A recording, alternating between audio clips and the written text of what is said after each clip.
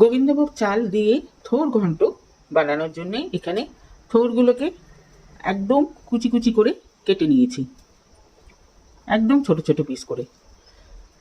এখানে 1 মুঠ গোবিন্দভোগ চাল নিয়েছি, ধুয়ে এটা জল ঝরিয়ে রাখার জন্য চাকনিতে রেখেছি। এখানে একটা বড় আলু ছোট ছোট টুকরো করে কেটে নিয়েছি। এবারে এই থোরের মধ্যে আমি সল্ট দিয়ে দিলাম,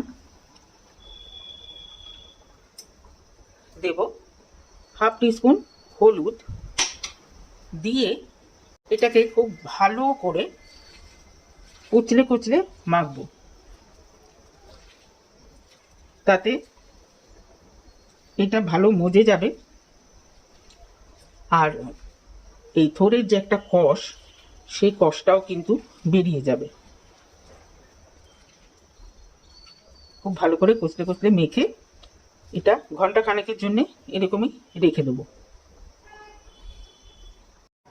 এখন একটা কড়াই বসিয়ে দিয়েছি, সর্ষের তেল দিয়েছি, এটা করব সর্ষের তেলে। এইখানে যে আলুগুলো রয়েছে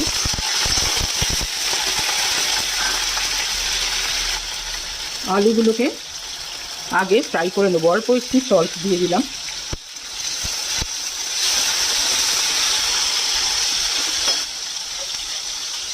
ঢাকা দিয়ে এটাকে ফ্রাই করে নেব। আলুগুলোকে ফ্রাই করে নিয়েছি। এবারে এই তেলের মধ্যেই 3টে এলাচ ফাটিয়ে দিয়েছি, দারচিনি আর তেজপাতা দিয়ে দেবো।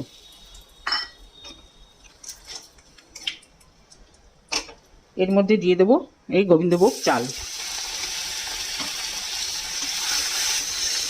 চালটাকে একটু ভাজা করে নেব। চালটাকে ভাজা করে নিয়েছি। এবারে এই থোর যে কেটেছি, কত জল বেরিয়েছে, এই জলটা একদম চিপে নিয়ে এটার মধ্যে দিয়ে দেবো।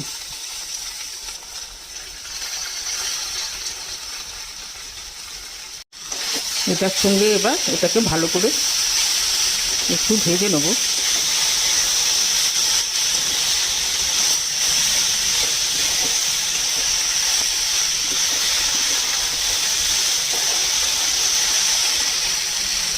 এটার মধ্যে দেব পরিমাণ মতো সল্ট, 1/2 টিস্পুনের মতো সল্ট দিলাম, 1/4 টিস্পুন হলুদের গুঁড়ো, 1/2 টিস্পুন জিরের গুঁড়ো, দেব 2টো কাঁচা লঙ্কা।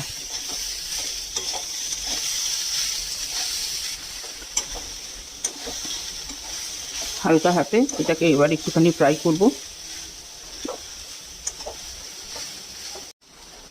এবারে এটার মধ্যে দিয়ে দেবো 2 কাপ জল, উষ্ণ গরম জল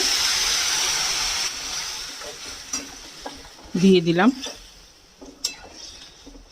দিয়ে এটাকে ঢাকা দিয়ে দেব, তাতে চালটাও সেদ্ধ হবে, সাথে থোরটাও সেদ্ধ হয়ে যাবে।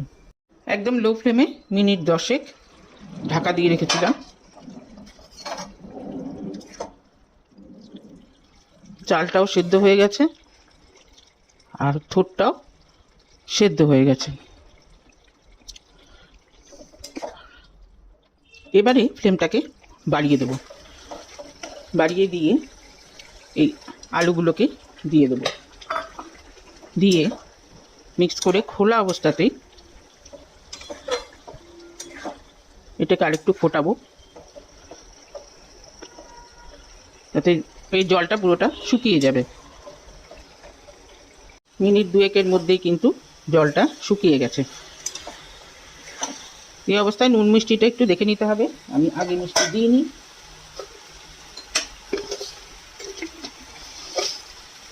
দিয়ে দেবো 1 চামচ চিনি, আর লাস্টে দেব ঘি।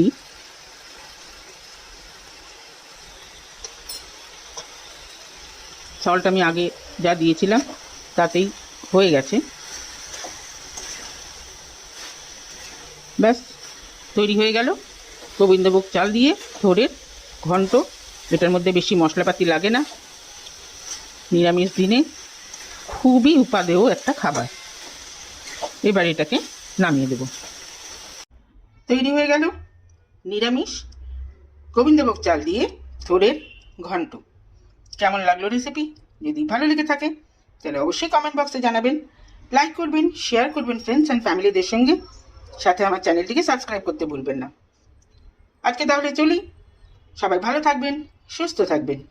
ওকে দেন, বাই।